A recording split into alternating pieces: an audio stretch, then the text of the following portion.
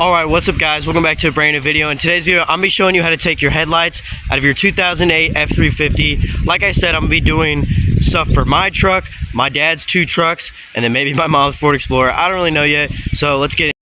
So I pop the hood. Now what you want to do is you want to come up here, and the latch is right here if you didn't know, but this hood is so freaking heavy, dude. Oh god. There's that 6.4 power stroke diesel, and if you're wondering why these three wires are right here, because I was wondering the same thing.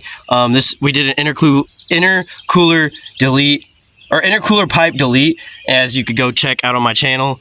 I recorded the video of that. So what you want to do is you come here, is you grab a 7mm socket, which I don't have an actual adapter, or like a 1/4-inch adapter drive. It's in my other toolbox. And then you come right here, you take this one out, and then you grab, there's another bolt right here, and then another 7mm bolt right there. And let's take it out and I'll show you the back side of it.